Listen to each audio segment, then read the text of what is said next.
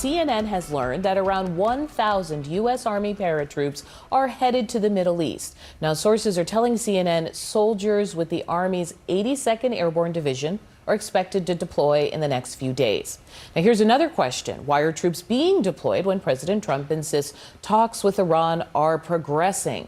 Now, CNN's chief national security analyst and anchor, Jim Sciutto, is actually on the ground in Tel Aviv. He joins me live. First, can you tell me a little bit about this deployment of troops that we're hearing about? Yeah.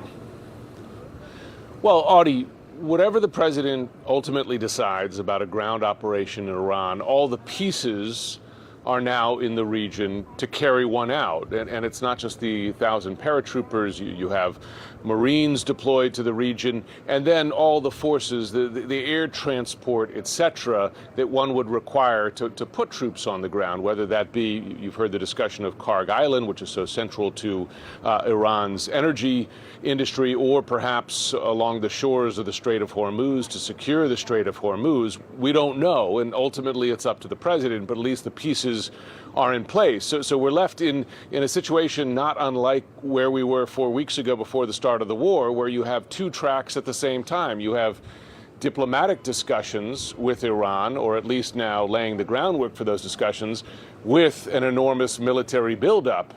We saw what happened 4 weeks ago. The president chose the military option, saying that the talks weren't going anywhere. So we're left in that situation again. Will the president decide that the talks aren't going anywhere in his view and then deploy further military action up to and including ground forces? We don't know. I will tell you from here in Israel, there's a great deal of skepticism as to whether there is actual potential for real peace negotiations right now. Well, I'm joined now by Malcolm Nunts. He's a retired U.S. Naval Intelligence officer and a national security expert. Good to have you this morning, Malcolm. Thank you. Two sources tell CNN that approximately 1,000 U.S. soldiers now preparing to deploy to be available for Iran operations, as it were.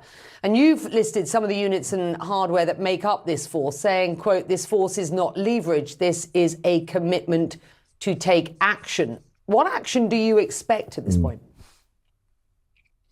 Well, you know, we're talking about the 82nd Airborne Brigade sending out 1,000 troops out there. They are paratroopers, or they're soldiers who are going to be hella lifted into whatever their objective are. The issue that's not being talked about is the 500 or 100 or more special operations soldiers that are being stationed in Jordan and Israel right now, who are an elite assault force. So whatever the Trump administration has planned, it is offensive. It is not defensive at all. The 82nd Airborne is a backup force for the spear tip units like Delta Force and SEAL Team 6 that, you know, objectives like Karg Island are just too small for that. That's something that one special forces unit can do, but they're bringing in Rangers, they're bringing in others. Even taking the islands in the Strait of Hormuz, Larak, Hormuz, Kishem, Hengam, Lesser Tomb, Greater Tomb, Abu Musa, Kish, and Siri, that is still a massive force for this. So the question is, do they have multiple intent here? Take the Strait of Hormuz Islands, take Karg Island, and then possibly a land operation somewhere in Iran. That's what this spells out. But it's really up to the White House to make clear why they need this force there if they're in end state negotiations. Can you just game plan that for me slightly more? Just, I'm really interested to learn from you very specifically what these forces that you describe are equipped to do. Right. Well, first, let's look at the Marines in the Tripoli Amphibious Readiness Group. That's about 2,500 Marines. Their job is to do a forced landing on hostile shores or islands.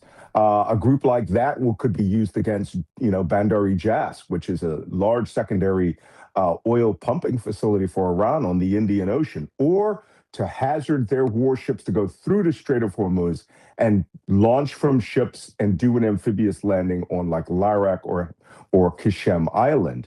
That danger. They have helicopters they can do it with. They have landing craft they can do it with. but it's easily mined and it's easy narrow channel to attack with anti-ship missiles, even if you have heavy air defenses. They could helicopter over the Musandam Peninsula and land on islands like Abu Musa, which belong to the United Arab Emirates, Lesser Tum, Greater Tum. They've been doing an extensive bombing campaign on these islands this week by the U.S. government. But one thing they didn't do was they did not bomb the airstrips, which means that they look at like they're going to use that for future operations. Kishem Island, the one that's shaped like a shark, is much more extensive. It's 53 villages. It requires water from desalinization. That's a massive target. That's something that the Marines themselves may make an initial landing, but you could paradrop the 82nd Airborne troops there. But that's fraught with danger because you have to have absolute aerial control. You have to be sure there's no surface-to-air missiles, and you could lose or injure people just jumping out of the airplanes onto that big island. But Delta Force, the Rangers, they could easily take Karga Island in a matter of an hour. It's a question of keeping it without getting bombarded day and night.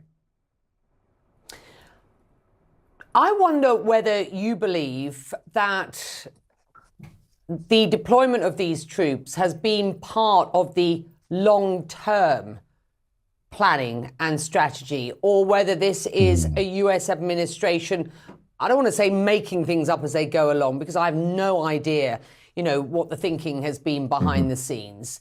But, I wonder whether this is sort of layering on sort of new opportunities that Pete Hegseth wants to be able to provide for Donald Trump at this point. I'll speak frankly as a former intelligence professional. They're winging this.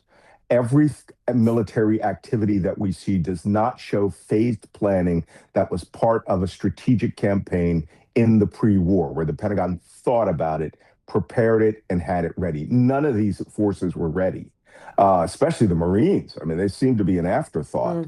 I think in response to Donald Trump's rhetoric about let's take the Strait of Hormuz, you are now seeing the system spool up to take the Strait of Hormuz. There's no taking it. So long as Iran can deny the sea, which they could do with an anti-ship missile launched 300 miles away, this is going to be a very hard nut to crack. Worse, Becky, once the fighting starts, no one is moving any ships. There's no chance anyone's going to insure a vessel that's going to go when there is massive fighting in the Strait of Hormuz.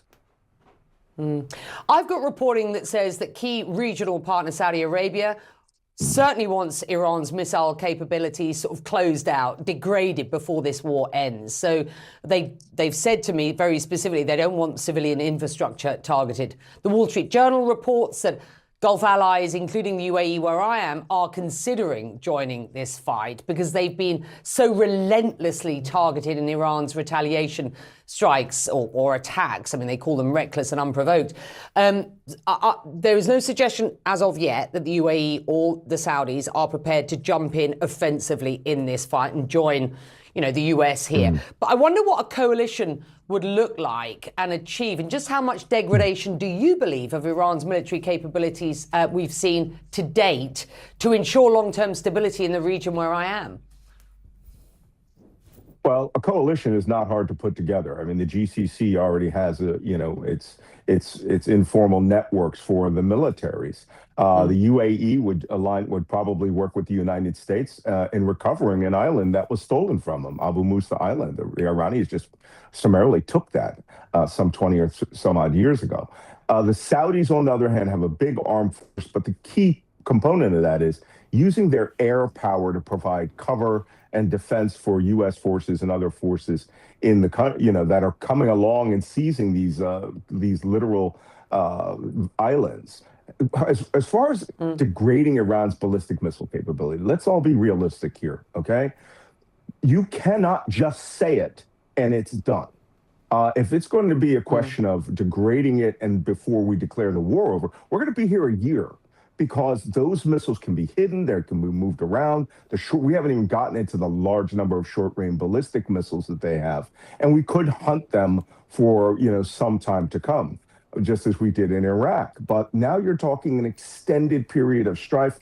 the Gulf, Strait of Hormuz not opening, and quite possibly even worse, bringing the Houthi rebels into this. And they open this war to, and attack Saudi Arabia from the west and close the Bab el-Mandab waterway. It's a nightmare.